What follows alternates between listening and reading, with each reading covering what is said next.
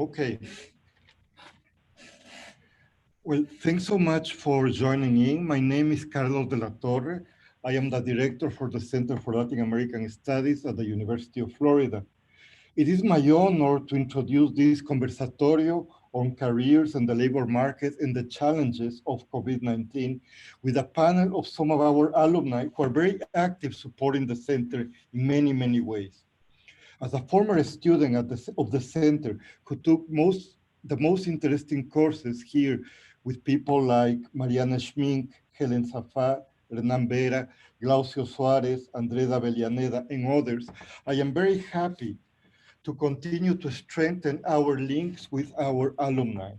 I think that our students profit a lot from learning what you can do after you learn so many interesting things here at the center and are exposed to so many ideas, so many disciplines, and to study seriously Spanish, Portuguese, Haitian Creole, and other languages. Interdisciplinary studies, learning languages, open the world, and there are many career paths and opportunities for all of us after being at the center. So what I'm going to do today is to present our distinguished speakers in an alphabetical order, and I will read a very brief bio of each one of them, and after they talk for about 15 minutes, we will have a first round of conversation between them, and then we will open the floor for questions and comments from the public. So the first person who will talk is Kyle Dougherty. He was a Malad student who graduated in 2011. He's a transnational lawyer. He's an associate at Baker's Botts LLP. And Kyle advises public and private clients in domestic and international energy companies, including renewable energy. Then Stephen Keats, who had a BA in a Latin American Studies certificate, who's the president of Kestrel Line Agency, and this is a Caribbean shipping specialist company that offers shipping networks by sea, land, and air from over 100 countries to and from the Caribbean basin in Latin America. Before founding Kestrel, for 10 years, he worked with tropical shipping. Then Suzana Padua, who has a Malas Master and TCD Master, she will talk. She is an environmental educator and the president of IPE, the Institute for Ecological Research, a Brazilian NGO that has the mission to develop and disseminate innovative models of biodiversity conservation and socio-economic development throughout science, education, and sustainable development. And our last speaker will be Francisco Santeiro, who has a BA and a Latin American Studies certificate. He recently retired after 25 years working with FedEx International, the division on Latin America. His final position at FedEx Latin America was as Director of Government Affairs. He currently works under contract with the Conference of Latin American Express Companies. This is a regional express industry association for Latin America and the Caribbean. He helped us run the association and manage its affairs. So let us start with Kyle Dougherty, and then we continue alphabetically. Thanks so much. Thank you, Dr. De La Torre. So I'll just give an overview of my career trajectory and how the program is informed what I do now. So I studied human history in the mollusk program. I graduated in 2011. It was a great formative experience. I was able to do archival research in Havana, which I still look back on very fondly. Still have my notebooks where I had to handwrite all the documents they had there, because of course they didn't have photocopiers or things of that nature. So after I graduated from the program, I lived in Gainesville for a year. I was applying for a position in the federal government. My idea when I entered the program is that I was going to take the Foreign Service exam and work for the State Department as a Foreign Service officer. There was a different federal job I also was applying for and got pretty far in the application process after I graduated. But unfortunately, this is in 2011. If you recall, back then there was several government shutdowns, budget cuts, things of that nature with the federal government. And so It didn't work out, and so plan B was law school. I had taken the LSAT as an undergrad in 2007, and I realized that my score was still valid, but only just. It was going to expire like in a couple of months. So I went ahead and applied to go to University of Houston Law Center. Looking back now, at the time I thought, oh boy, my LSAT score is still valid. I'll use that.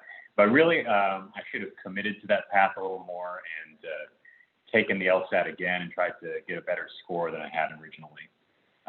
So if anybody's considering law school as a path, really don't discount the importance of the LSAT.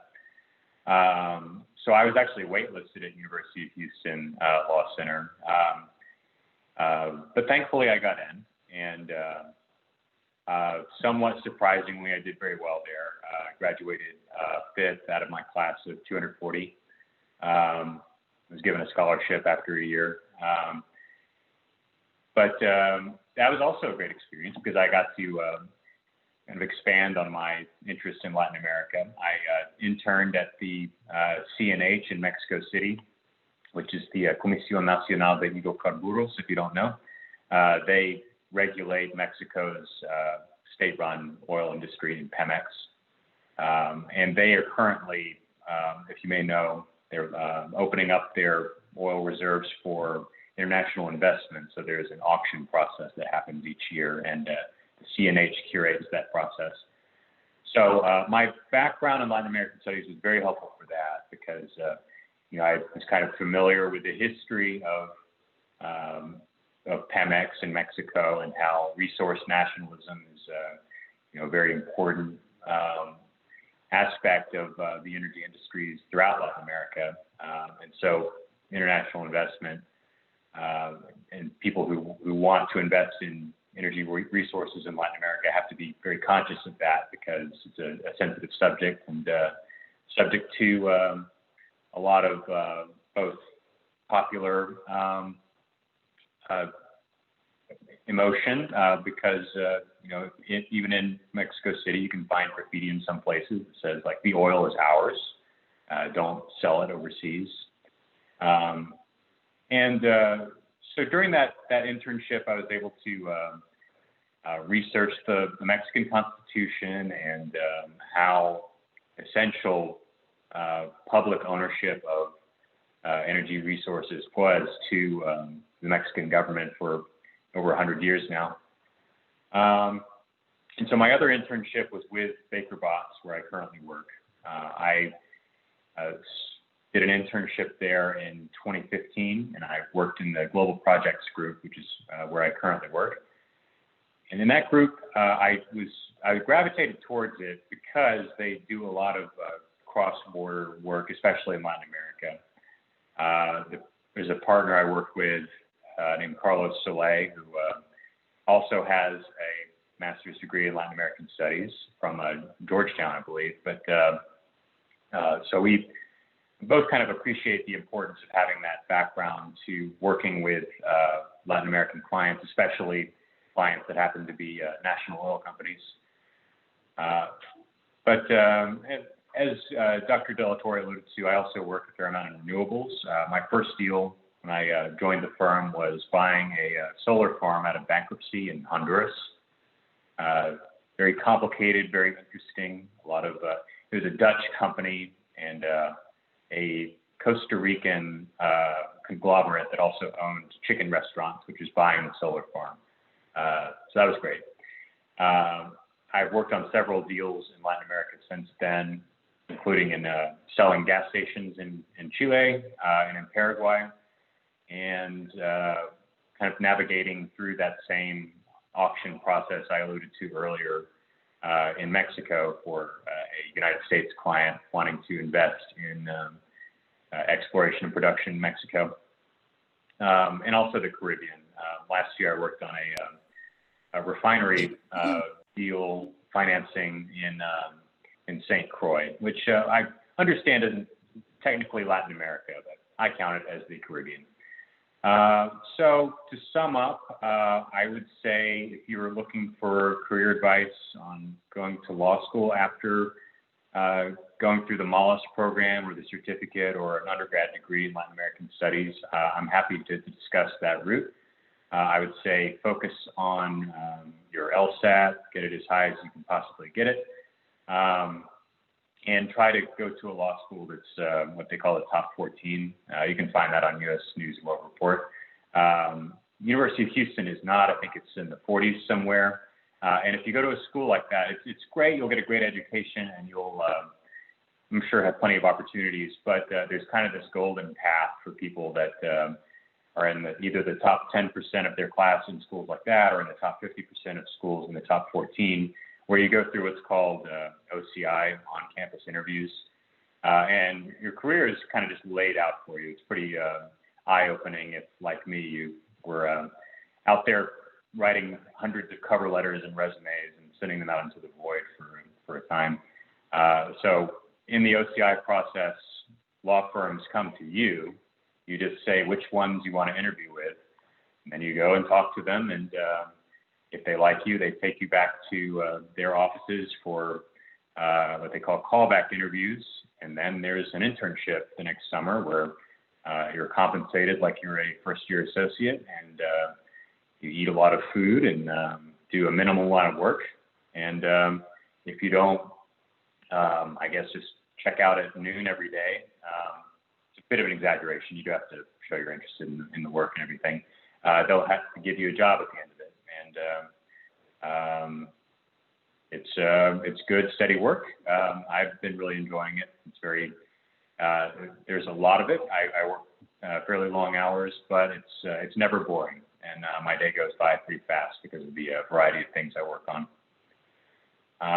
And with that, I'll turn it over to the next speaker. Thank you very much for inviting me to this panel discussion. Thank you, Kyle. Steve? Good morning, everybody. I'm Stephen Keats. I've had a fantastic experience with the University of Florida.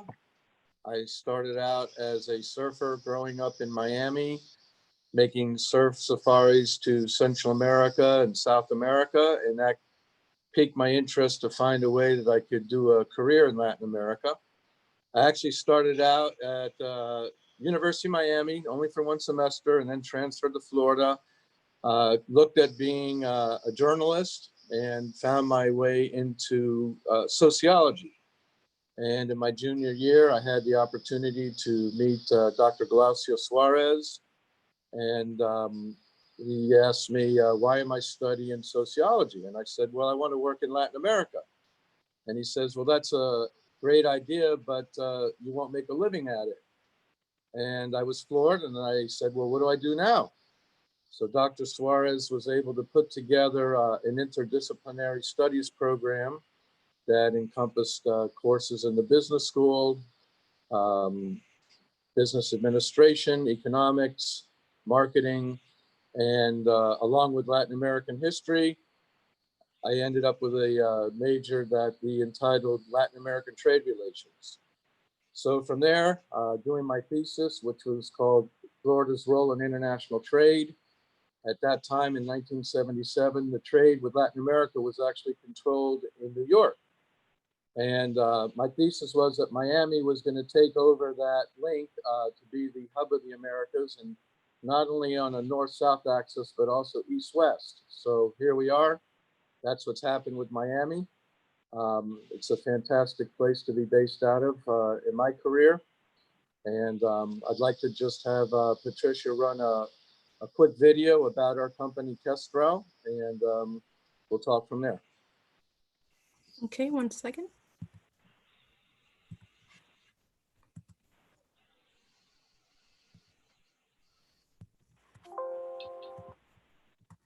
The Kestrel. Flying high and focused is a symbol of Kestrel Global Logistics dedication. We've taken our understanding and expertise to new heights, handling every aspect of your shipping. Connecting over 115 ports from around the globe, with over 60 destinations in the Caribbean Basin and the Americas, Kestrel stays involved with your shipment from start to finish, keeping you informed while adjusting to current conditions. Kestrel finds alternatives and delivers. We cut through red tape and find a way to say, yes, we can. As the Kestrel surveys the topography of your shipment, we remain focused on you. Our team is hands-on 24/7, making sure we're all available and in close contact with you. So whether you're shipping from China to the Bahamas, Turkey to Barbados, the United Kingdom to Argentina, we'll ensure you get the best possible service. Global logistics, global reach with local focus. Contact us today. See how Kestrel can personalize your logistics needs.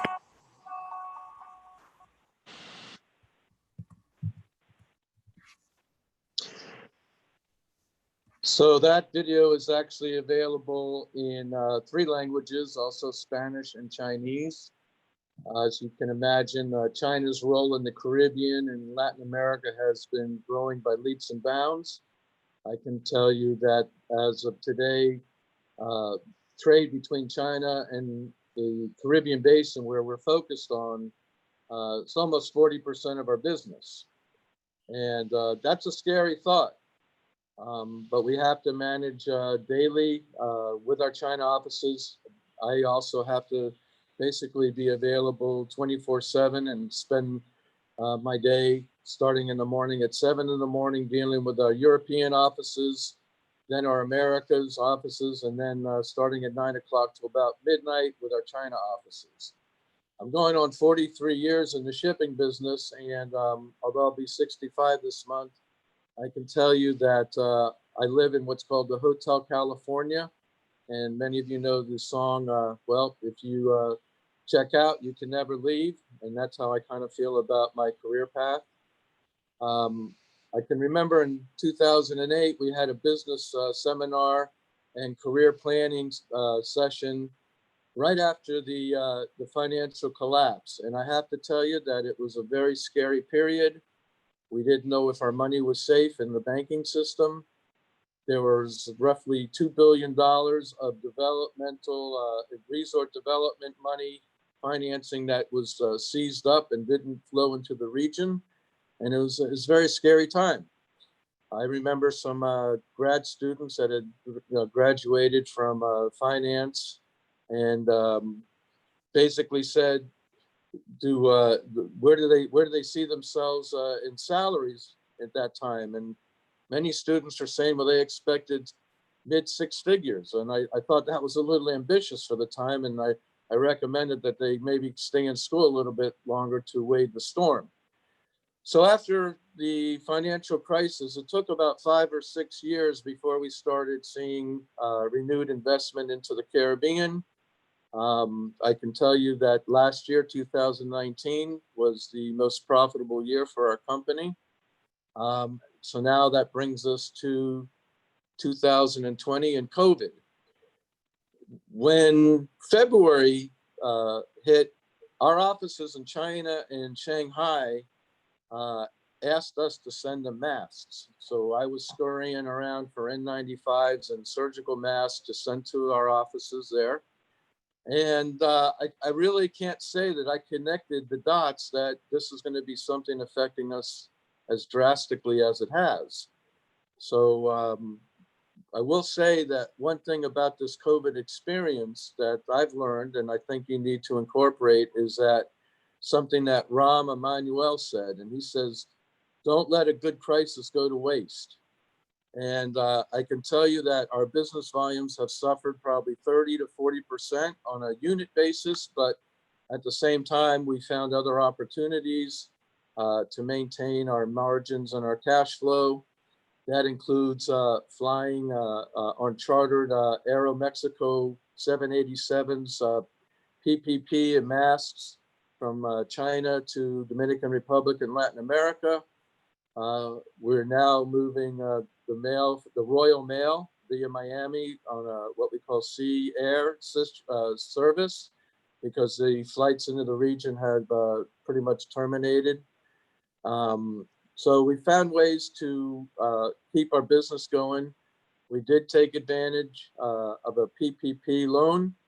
I can't say we got as much as Conway and some of these other companies got, but it's helped keep our staffing.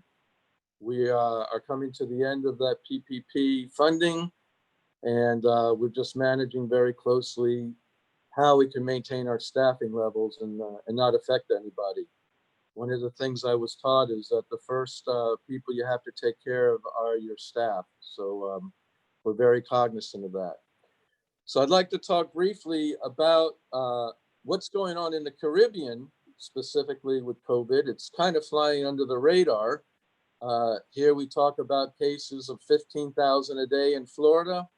We see what's happening in Brazil and elsewhere in Ecuador and South America, but there's a much different picture being painted in the Caribbean. So Patricia, if you want to show that slide, please.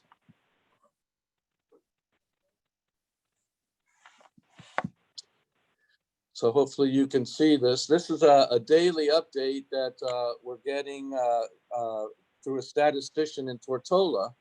And basically want to point out that in the region, we've only had documented about 65,000 total cases, of which 35,000 are currently active. Everything in yellow is an island that does not have any active cases. And if you start at the bottom and work to the top, you can see that with the exception of the Dominican Republic, pretty much the islands have been able to lock down COVID. There is some underreporting, as you might gather, especially in Haiti. If you look at Cuba, they've done an excellent job in testing. They've done 200,000 tests. Puerto Rico as well, doing a lot of testing. And Dominican Republic, though, is for the region carrying the vast majority of the new cases. So what does this mean? Well, for one thing, as the United States tourist is not going to be welcome in Europe anytime soon, this is a huge opportunity for the Caribbean, okay? We are seeing some flights open up, and we're also seeing new cases, and those new cases are basically Americans that are going, well, you can see the Virgin Islands and some countries that are bringing COVID from the United States. So Barbados just announced a program where they will give you a 12-month visa to run your virtual office from the nice, lovely beaches in Bridgetown or surrounding locals. So there's opportunities here that the Caribbean can capitalize on to reinstate its tourism. A number of properties are opening up, the Sandals chain's opening up. We've seen some Ritz-Carlton in Aruba just announced their opening. The management of COVID coming on island is the big challenge to make sure that new cases are not being brought on island. So that's going to involve having certifications, which if you're coming from Florida are hard to get in a timely manner. But all these protocols are being implemented. As an island, you can lock down your economy, and that's what's happened. There's been little to no interaction by air. Shipping has been considered obviously an essential industry, so the ships have been running the whole time. But I think this is a real lesson that there are measures that can be taken to lock down COVID by doing the right thing, by being aggressive. And now it's going to be a matter of managing the influx of tourists to keep COVID out and inflating the numbers. That's it for that. So just briefly talking about career paths, I was a generalist. I have to say I'm extremely happy that I did have I won't say the foresight, but the guidance from my mentors of what I should study and how I can apply it. Because being a generalist, you have to be flexible. You have to think on your feet, and you have to be a constant learner. So as a business owner, what am I looking for when I try to hire? I'm looking for critical thinkers, and I'm looking for flexible people that have a great deal of curiosity. So that's what I would recommend. Everyone has a different path, either in the business field or academia. And interdisciplinary studies offered by the center goes a great way in making you a well-rounded individual. And all I can say is I wish you success. Even in COVID, just remember, out of every adversity, there's an opportunity. Thank you. Thanks so much, Steve. Suzana Padua. Hello, everyone. It's a pleasure to be here. The center is very special to me, and I will explain why. The first change that we went through was when Claudio, my husband, switched from business career to conservationist. And it was a big shock because we had to change the whole mindset and the whole way of living.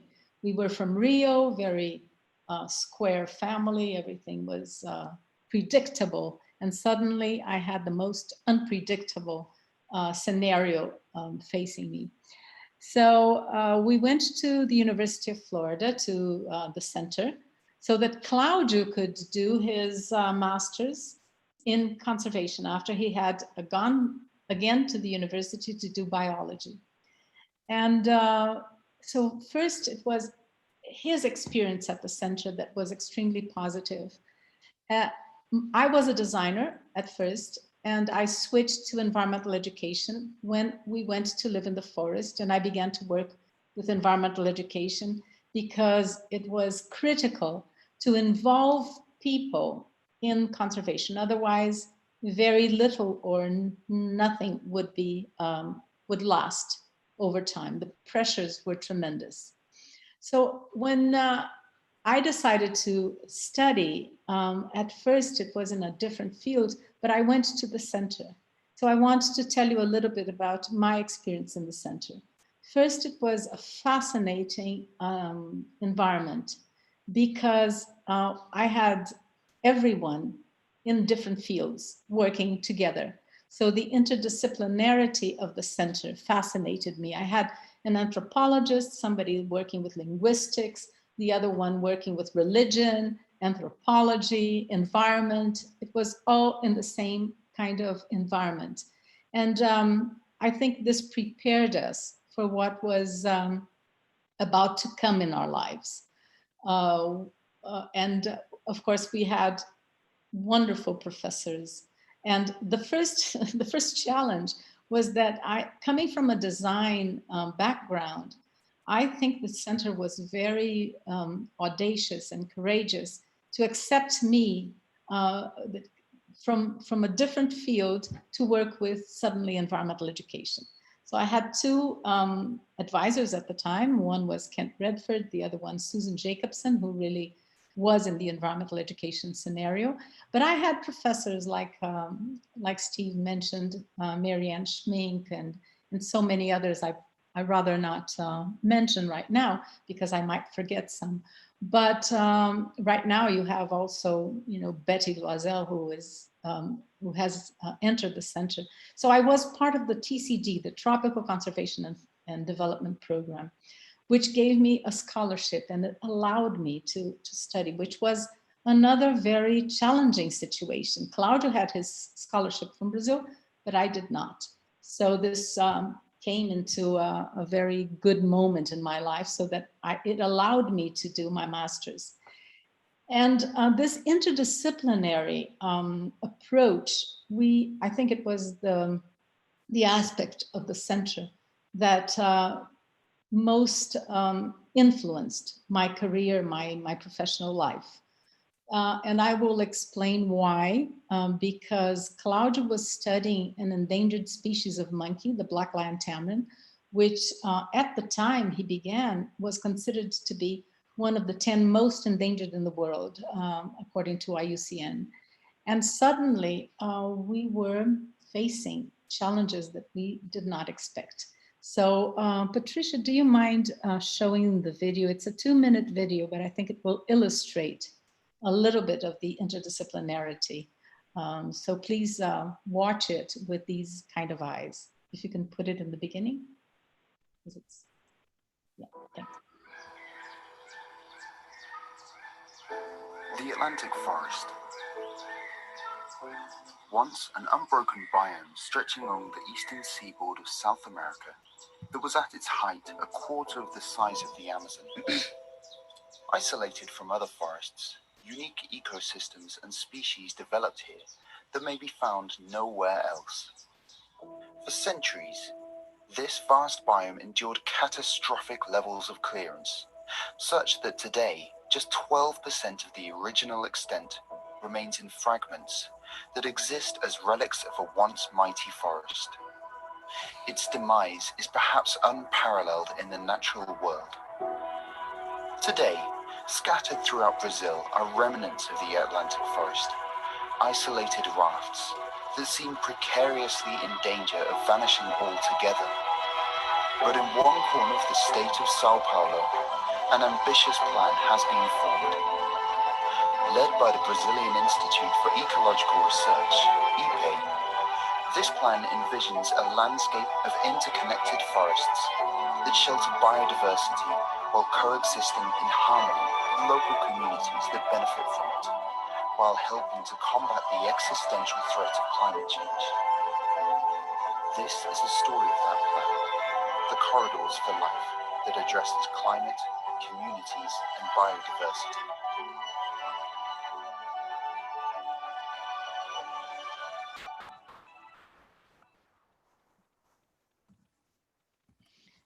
So in real life, we face interdisciplinary issues all the time, but academia, at least in Brazil, does not prepare us for that. So the center has this aspect that I hope that if you are a student there, enjoy it, because it is really precious. What happened in the field? So of course, I went to accompany my husband, who was doing his PhD and was going to study the blackline tamarins. And suddenly I had to face poverty right next to me. And although I come from Rio and there's a great deal of poverty in the favelas, I really had never dealt with it because it's like a separate kind of worlds. But there it was right next to me. And how could you raise so much money to save a species of monkey while human primates are not doing well? So I began to be very concerned about all the human situation. And then I started to do environmental education in a way to raise people's awareness about the importance of conserving, of protecting that piece of forest that not only had the blackline tamarins, but had all the wildlife in it. And it was almost like a precious jewel, because there was the Atlantic forest of the interior, although there's like 16% of the Atlantic forest left, the Atlantic forest of the interior, there's only about 2%. So what happens in those forests, sometimes if they are gone, they will be gone forever. And the work, so we had to deal with alternatives for economy. And this was very precious, and it still goes on. So for example, the families, we gave workshops all the time on how to plant, where to plant, how to keep the seedlings. So we do that continuously. How to do handicrafts with themes of nature. So how to do medicinal plants. So some people from the communities, they know a great deal, but they don't value themselves. So you have to bring up the self-esteem and the involvement of local people in all different sorts of ways to engage them. The great idea in the background of everything that we do is to, sorry, but the dogs will compete. But the great thing that we do is to re-enchant people with nature. So, and that is interdisciplinary, but we began small. It was about 6 people, and we founded IPE in 1992. When we came back from the university, I had my master's in Claudio. did not have he didn't complete his PhD, but did it 1 year later. And so we came back and we founded IPE because many people joined us, very young people joined us. One of them went back and studied at the center, Laurie Cullen, who is responsible for this video and the corridors. But so we formed a team of young people in interdisciplinary fields. So it was social, environmental, sometimes influencing policies and bringing economic alternatives for local people and so on. And we've discovered very early the importance of education in all the segments that we had worked, including internally, because what happened with IPE was that we encouraged everyone to go ahead and do graduate work. And so in a few years, we had a strong team. So education was the basis. So in 1996, we formally created a center, which we call ASCAS, which stands for Superior School of Conservation, Environmental Conservation and Sustainability. And ASCAS is the school of IPE. And it is based on the center and on TCD. We were influenced and inspired by what we had gotten out of the program. And so to the point that Marianne at the time sent Hannah when we had a 3-day workshop on what would be the content of our master's program. So we received the accreditation from the Ministry of Education. And I believe it's the only NGO that has that to offer masters. And because we started out with short courses and everything that had been difficult for us. And that is also very interdisciplinary. So I want to focus on this aspect because I think it was maybe the predominant aspect that we took advantage of being at the center and TCD. So we founded ASCAS, and today we have short courses, a master's, and also an MBA. The MBA is also to, in a way, I say infiltrate. It's not a good word to use, but to influence, to be more elegant, the private sector with sustainability principles. So our idea is that if we don't value nature, if we don't feel that we are part of nature, because nature, we depend on nature for everything. So, and now today, with the concentration of urban life, most people, 70% of the world lives in big cities. In Brazil, it's more or less that. And that's where the priorities are designed. So it's very difficult to prioritize conservation of an endangered species that might disappear if you don't have people understanding its importance. So today we work a great deal with communication. We want to leverage everything that we do because we want people to fall in love, re-fall in love with nature and understand the importance that it is for us. And again, interdisciplinary approaches are fundamental.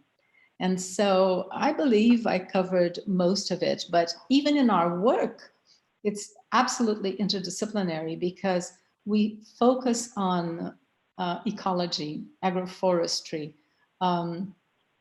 social issues with the communities, health issues, because sometimes like the best example is the COVID. I mean, maybe it was, I've heard all sorts of theories that it was in the lab in China or that it came from the markets. The thing is that if we had an environment that was in total balance, probably it would not have been, had the effect that it has right now. So the environment is key for us. We see climate change happening all the time with all sorts of floodings and shortages of water or hurricanes and so forth. So the crisis is there's no doubt that they are opportunities. Like, I'll give one example. I have one student, a master's student, that I had a meeting yesterday. I wasn't even going to tell the story, but it came to me right now. And she's working with soaps that come from the Cerrado savanna type vegetation. And so suddenly she had to change totally what she was doing. And because of the COVID needing people to wash their hands so much, she's taking advantage of the situation to sell more soaps. And so what I mean, I'm giving a very simple example, but for sure it is a great opportunity for certain fields. For others, not so much. I can say I have two sons. I have a daughter as well, but two of my sons work in very different fields. One is in IT, and he has work, exploding with work. And the other one has a school of football, soccer. And so he doesn't know what to do right now because he's home. So he's trying to do things through internet and so forth. So the fields have to be very creative. And my daughter is a psychologist, and so people are in crisis right now. She's full of clients. So what I mean is, look at where there are opportunities, because there are. And so we're trying to stimulate my son with the soccer to be creative. And I think the daring aspect of our profession and the trying to invent solutions is part of what I think we learned a great deal from the center. I'm very thankful, and I received a very honorable award from the center. And so I feel very attached. And it's a very good sensation to be part. It's like a big family. And I hope that you that study there, who study there, might take advantage of it as we did. So thank you. Thank you, Suzana. Francisco Santeiro.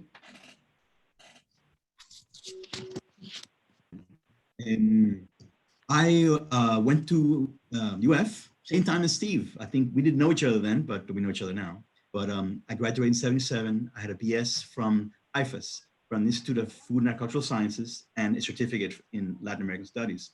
I had excellent professors at the Latin American Center, which I remember more than any other professors. I have to name them, one of them, two of them, Dr. David Bushnell and Dr. Alfred Hauer. I think of them regularly and have a high regard for them. My time at UF was very interesting. I was a lifeguard at Lake Warburg, US Lake Warburg, for 3 years. And probably that was the best job I ever had, okay? But I've gone on to other things in life. After graduating from UF, I went back to Miami. I started working in international trade, similar to Steve. And I did a master's and an MBA at FIU. Dr. Terry McCoy, the former director of the center, always liked to tell me that I went to FIU because I couldn't get into UF for a master's program, okay? Dr. McCoy is very funny, all right? But anyway, so talking about interdisciplinary, efforts from IFAS, I took Portuguese at UF with Dr. Hauer, and that helped me because when I was getting my master's, DHL, you may be familiar with DHL, was looking for people who had a little bit of experience with trade issues and also some languages. And because I spoke a little bit of Portuguese then, I got better later. I hope Dr.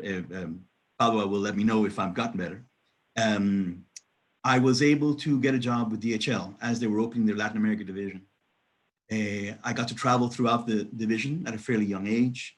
I went to Brazil, Colombia, Ecuador, Peru, Chile, Dominican Republic, and I fell in love with the region. And ever since then, my work has centered around the region. With DHL, I was given the opportunity to open their operations in Puerto Rico. And I went there and lived there for 5 years. So great experience. Love the place, love the people. So great experience. From there, I was hired by FedEx, and I spent over 30 years with FedEx, 20 something with the Latin America division, as Dr. La Torre mentioned. FedEx, a great company, great experience. Latin America is a challenge, and but what a challenge to take on. Again, I've been able to travel almost everywhere throughout the region. I think I have yet to visit the Guyana, French Guiana, Suriname, and Haiti are the only ones I have not been to. I've been very fortunate, especially now that travel is so difficult, but I had that great opportunity. Having had the background, with Latin American history, Latin American politics, it was a huge benefit for me when I was given the role of Director of Government Affairs. I handled government affairs at FedEx even before I was given the role of director. I had it as my sideline for many, many years. And finally, it became something rather complex and big, and they made it a separate department. But great experience. In Latin America, you have to deal with people in a different way than you do perhaps in the US. A lot of personal relationships you have to build. You have to build trust. You have to build long-lasting relationships, and that really works. In conjunction with other groups, because at FedEx and my colleagues at DHL and UPS, we work through a regional association called CLADEC, the conference in English, Conference of Latin American Express Companies, in Spanish, Conferencia de Compañías Express Latinoamericana y Caribe. We've been fooling around with the initials. But I served a term as president of CLADEC. I was their customs committee chairman for many years. And in 2019, I retired from FedEx. And I was immediately hired by CLADEC to help them run the association. So in reference to what Steve said, international trade and transportation draws you in like Hotel California. It's hard to get out. So we can't have a second act. There's the old saying that there's no second acts in American life. I think I am disproving that by having a second act myself, which I am enjoying tremendously. At FedEx, because I spoke Spanish and fairly good Portuguese, I was assigned the task of being one of their spokesmen, and I did a lot of public speaking for FedEx. And in questions I got at these forums, I began getting a lot of environmental questions. What's FedEx's environmental carbon footprint? And I had always had interest in the subject, but I was not prepared to truly address some of the issues I was being questioned on. And I went back to UF. In 2009, I went back to UF and got a graduate certificate from the School of Engineering in Environmental Policy and Management. And believe me, it is very difficult to go back to school when you are in your fairly late 50s. So it almost killed me. One of the classes almost killed me. It was the last one, luckily. If it had been the first, I would have quit. But anyway, I got through it and enjoyed it tremendously. And I mention this also because it was all distance learning. It was online, and it really worked. It really worked. The UF program, they filmed the lectures. You feel like you're there. I became friends with one of the professors with whom I still correspond. So there's hope for education in the virtual world. And again, I'm attesting to the fact that it really works. And I loved it. I enjoyed it. So after that, Suzana, you'll be proud of me. I became the chairman of the Greater Miami Chamber's Sustainability Committee. We revived it. It was dead. It was the Natural Resources Committee, and it was dead. I filed a proposal to rename it Sustainability, and it became one of the more popular committees there. Our events were very well attended. We talked about a lot of corporate sustainability. I mean, how LEED buildings, things like that. I learned a lot. And I can thank UF for having given me the background to serve in that role. Back to my role at FedEx, we've worked very closely with the Inter-American Development Bank, with the World Customs Organization. We've represented from the World Trade Organization in pushing for trade facilitation. Our goals, our advocacy goals at FedEx and now at CLADEC are custom modernization, leading to greater efficiency, lower costs. elimination of unreasonable penalties, which is an issue for many of us in the trade. Efficiency, the use of risk analysis. As international trade has grown, the limited number of customs and other border agency employees cannot handle the volumes unless they use an intelligent risk analysis system to identify shipments of real risk and let legitimate trade, non-risky, just flow through. This has been our goal. We work closely with the American Chambers of Commerce, which are a very powerful voice in the region. I think they do really good work in terms of they are a very reliable, I think, honest broker in many issues. So I was very involved also with ACLA, AACCLA, the Association of American Chambers of Commerce Latin America. I headed their trade facilitation committee for quite a few years. And their agenda of work, the AmCham's agenda of work is set by ACLA, the governing, the umbrella organization. So again, in trying to achieve reform and positive change, you have to work through many actors. The IDB, I said, ACLA, many others. So it's not just FedEx or CLADEC or FedEx, UPS, and DHL fighting for change. It's us working with these groups. And one of the things I'm very proud of is that we fought against corruption. And in the customs arena, corruption has been rather rife. So trying to set an example, not playing the game, I think has been a big key to the respect that companies like DHL, FedEx, UPS have gotten in the region. And I think it's critical. But corruption has been such a damaging force in the region, and anything any of us can do to fight it is important. Okay. I think several of us, we had several themes that were the same. Suzana mentioned lifelong learning. Stephen mentioned kind of being drawn back into things you're experienced with. So I think that we're on several themes. Kyle, I think, mentioned kind of taking advantage. Be open to options such as law school for him. So a lot of things I think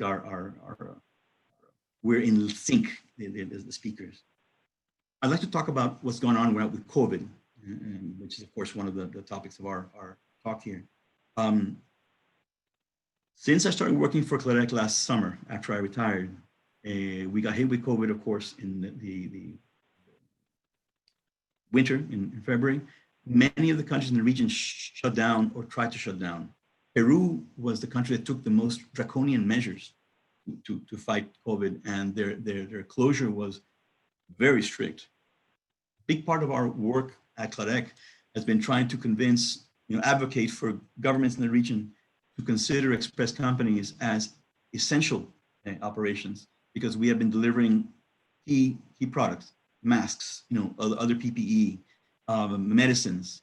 On the domestic level, companies have been delivering food and medicines and other things. So COVID, while initially many countries shut us down, we were able to convince them that no, we played an essential role.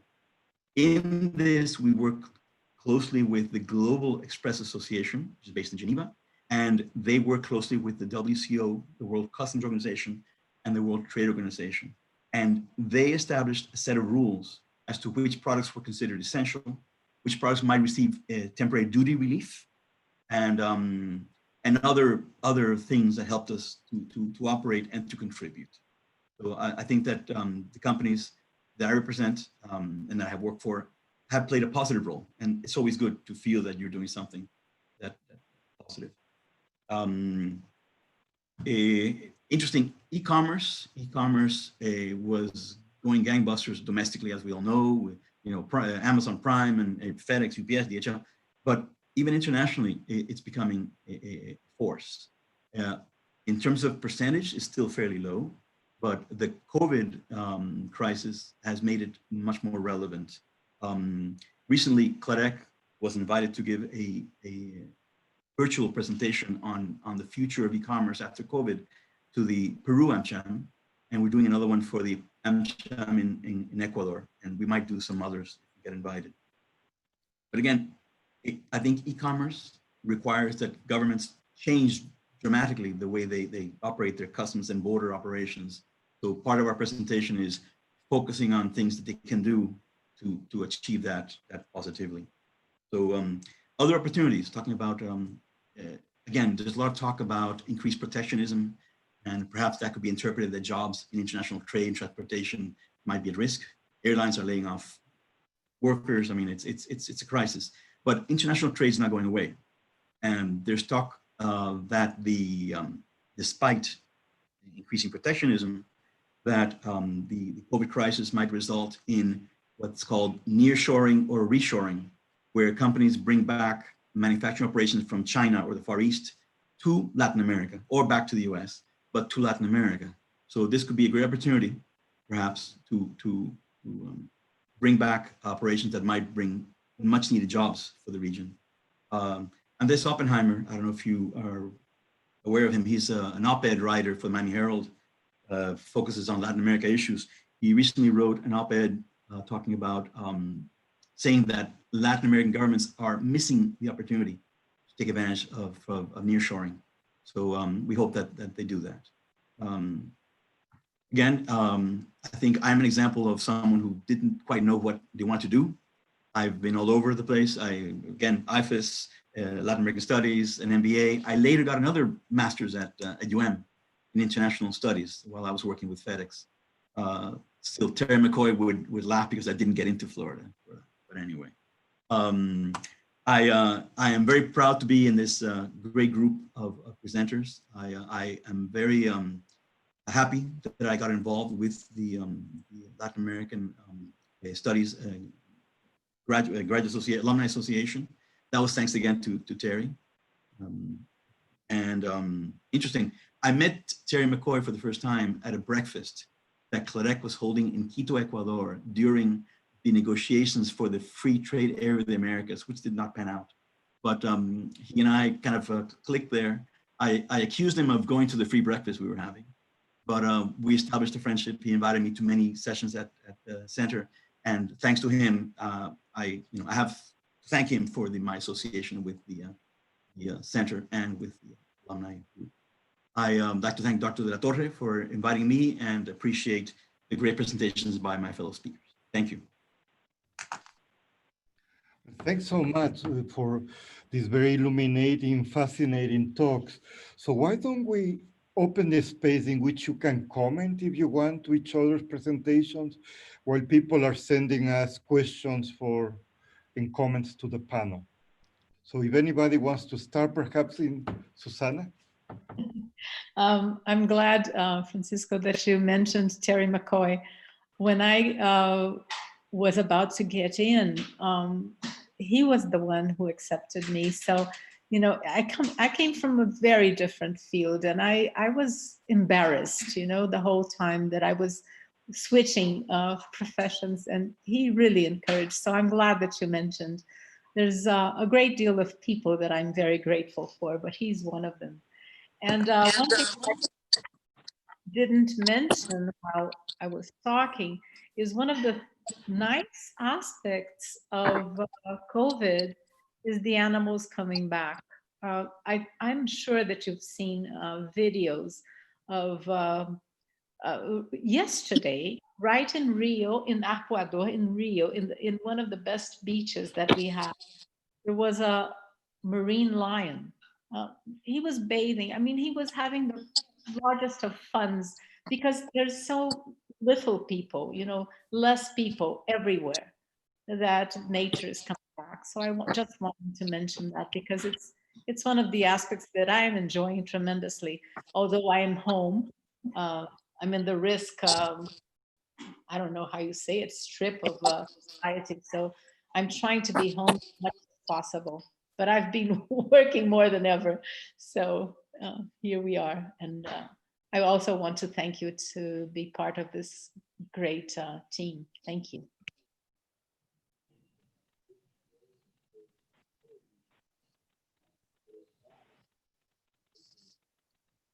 Does anybody want to say something else before we take questions from the audience? I'd just like to say, here we are, relationship is so important in what we do in our careers, and whether it be again in academia or in business. And under this environment, whereas I would be on the road, maybe 2 weeks out of a month in the field visiting clients, this is a radical departure from what we're used to in touching, feeling. I make fun in a logistics presentation about using technology like Skype, and how it would take 20 minutes before you could ever get a Skype line with the proper bandwidth set up. And by the time you got the meeting set up, so everyone was so frustrated, you said, well, just send an email. So I've experienced now using Zoom and Team and these other tools that it's the quality's improved a lot. It's the way forward. Unfortunately, it's hard to get in front of the customer face to face. I'm used to sending emails, hundreds of emails in and out a day. And I use my phone as my office. I sometimes sit in my car in a parking lot, just, away from the distraction of an office. I am in the office. We have been in the office half staff for, I guess since beginning mid-May, taking all the necessary precautions and using masks. But this is a whole nother world where we're interfacing on a global basis through a video conference. And home officing is here to stay. Those that have careers in IT, my son just graduated also with a degree in IT marketing management. He came right into graduation as COVID hit, so he's in the job market now, but I'm confident he's chosen the right career. Another thing I'd like to point out is the program, what it also gave me was the ability to learn how to deal with cultures. Now, not just Latin American cultures, because everyone knows Brazil is not the same as Ecuador, it's not the same as Cuba. And it allows a person to really think on their feet and to be flexible. I deal with China and Indonesia, Denmark, Finland, the UK, and it's so fun to be able to know the situation and to be able to adapt your body language, your conversation in order to relate. And again, what we all do at the end of the day is finding ways to relate. Okay, so let me open I have a few questions here. So there is one question for all of you, and it's the following. Within each of your industries, how can a recent graduate find a job in Latin America? What skills do you recommend we develop while we are still in school? So perhaps, Kyle, you want to go first, or we go in the order in which you gave your presentation? Sure. So the question is what skills you should be developing while you're still in school. I would say reading comprehension is number one for me.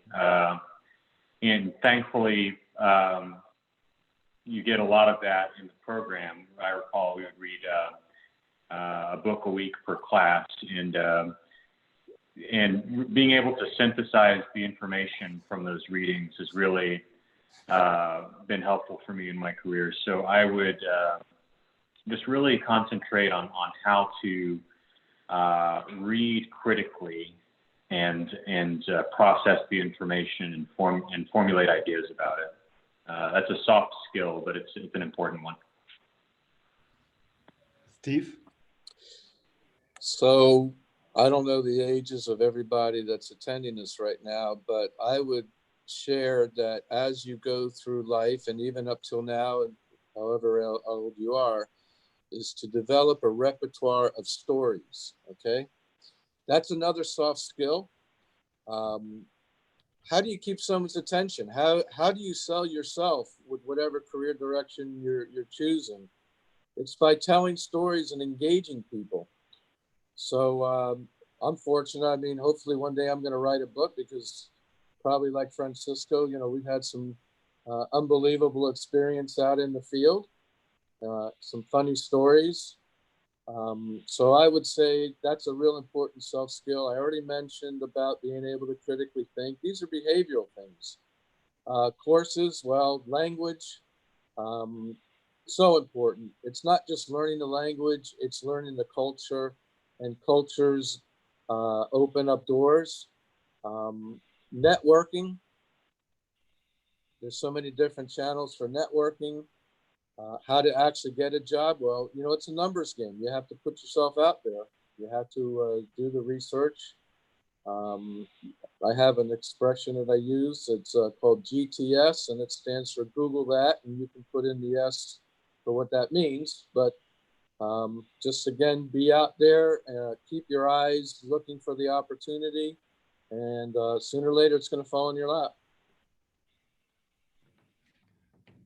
Suzana? Yeah, I think right now, I mean, the center has the advantage that you can tailor-made your curriculum. So, you know, if you have a good advisor, you have, of course, the disciplines that you have to do it, but you have so many options. And what I recommend even to our team is follow your passion, because whatever you do with your heart and mind, you will be successful. If I go back to our original story, imagine both our families, Claudio and mine, are very traditional. So when Claudio switched professions, it was a big threat because you know, how would he survive with a family and so forth? And we never understood. I mean, at the time, we never thought that it was going to be what happened. I mean, to finding an organization and then following everyone's, trying to stimulate everyone to follow their own dreams. Our team is a strong team because we do that. So just see what is really your passion and be an expert and dare follow it, because then you will somehow shine and you will give a contribution.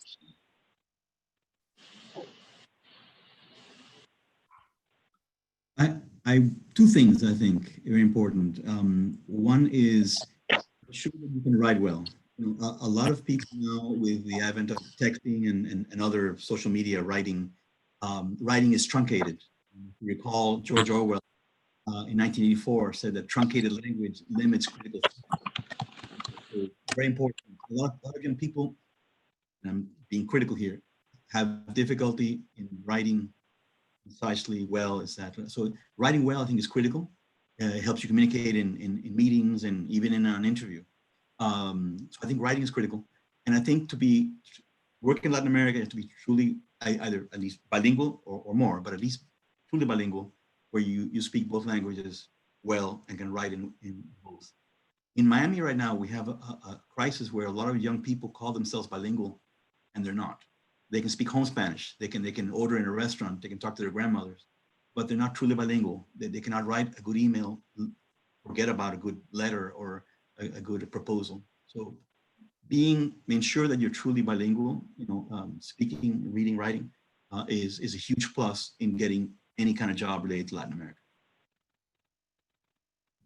Thank you. I have another question for all of you. How can a recent graduate find jobs with an NGO in Latin America? In which language do you recommend we concentrate in learning first, Spanish or Portuguese? That's probably for me. It depends on the NGOs that the field that you are interested in. There is one organization that I'm very happy to be proud of, to be part of, which is Ashoka, A-S-H-O-K-A. Ashoka is an organization that was founded in the US, and they encourage entrepreneurs, social entrepreneurs. It was Bill Drayton who founded it. was one of the inventors of this word 30 years ago. And so I think and they're everywhere.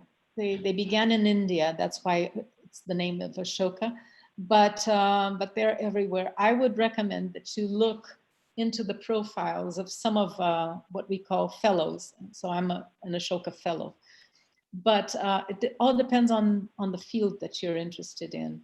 But there are some organizations that accept volunteers, and it is so you have to be persistent and write to them and so forth.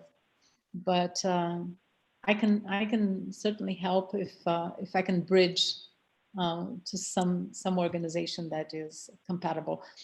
Which language? Brazil is the only one that speaks Portuguese, so it's humongous. It's a continental size, but all the others speak Spanish. So it depends on where you want to go, and which that will define which language you go first. They're very similar, but Brazilians understand Spanish speaking better than the Spanish speaking understands Portuguese. I don't know why, but this happens all the time. Why is that? Why is that? It's true though.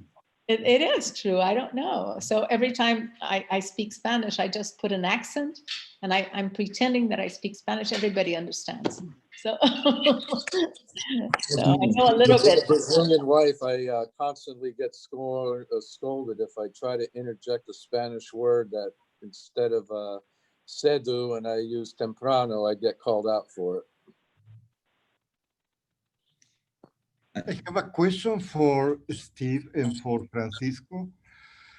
What do you think, Colón?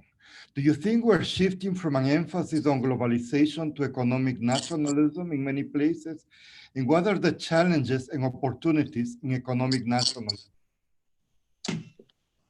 Well, I mentioned that there's a trend. Sorry, Steve. Sorry, I jump in. I mentioned that there is this trend against, toward protectionism. So that might lead to, economic nationalism. I believe the world's too interconnected for globalization to completely go away. I think that, there may be a temporary trend given the inability to travel and other issues. But I think long term, there may be some advantage to bringing some things, back. The dependence on medicines and masks produced offshore were criticized during the COVID. So, perhaps some things will adjust. I think globalization will survive, perhaps in an altered state, but I think it will survive. Steve, sorry to jump in.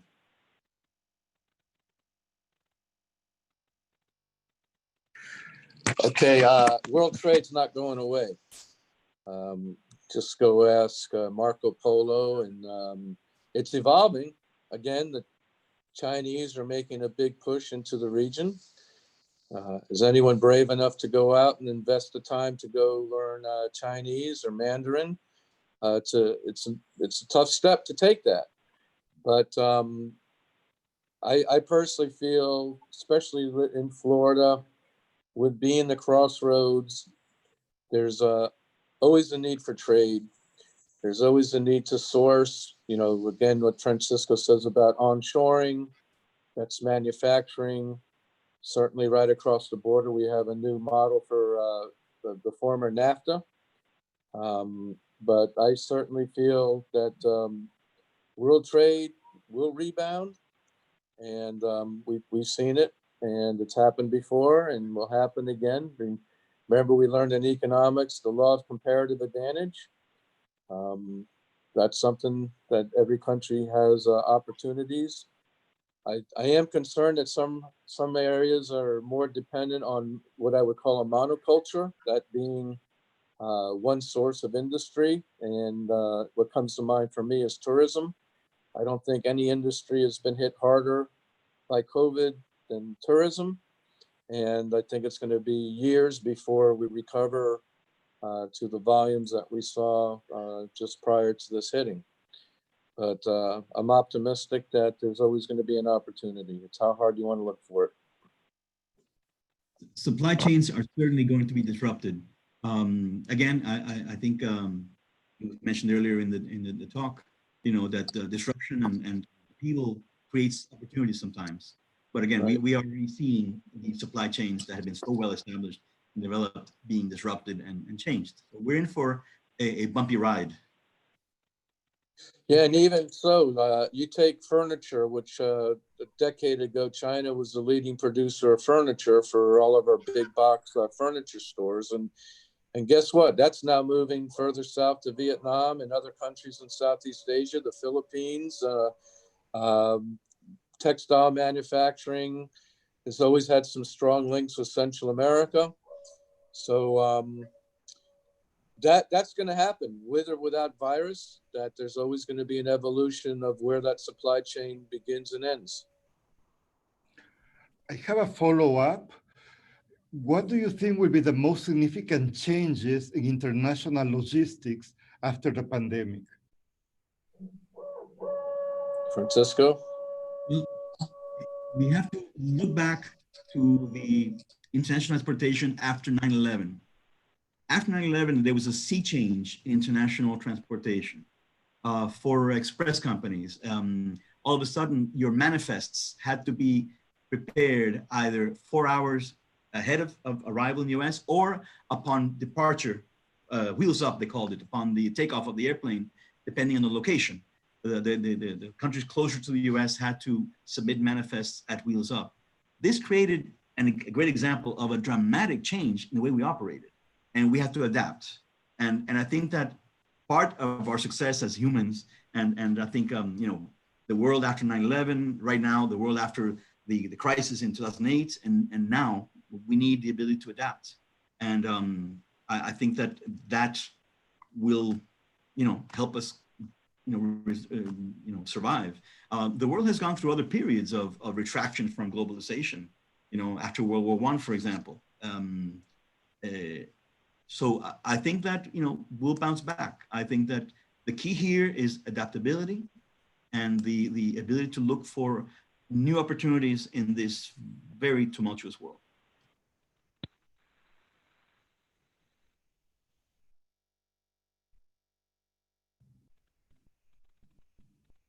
I don't really have much to add to that. It's just we're flying through turbulence, and again, you just have to have your eyes and ears open, network, and you'll find it. You'll find the opportunity. I have a follow-up, which is reflecting on how many of you were talking about crisis as moments of opportunity also, because for the most part, people believe in crisis as moments of destruction, right? Moments of chaos, moments of anguishness. But it's very interesting how you also see crisis as moments of reinvention, of opportunity. So I don't know if you would want to elaborate a bit more on that. Well, I think just look at creative destruction, the concept of creative. We didn't need COVID to figure out how we're going to talk on a Zoom conference call, okay? Our Apple phone. I mean, these are brilliant people that came along and destroyed industries. I mean, Blockbuster Video. Whatever happened to that?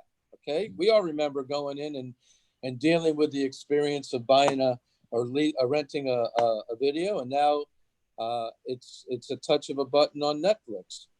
I think what's real important is, at least from the business perspective, is what kind of experience is being delivered to the consumer. What's been hit very hard is the retail industry, the malls, the touchy-feely experience of buying a dress or a shirt or an appliance. And on the other hand, Jeff Bezos has created this Amazon experience where you shop and click and it shows up at your door a few days later. So creative destruction is going to be part of our lives, and those that can adapt to it are going to be the winners.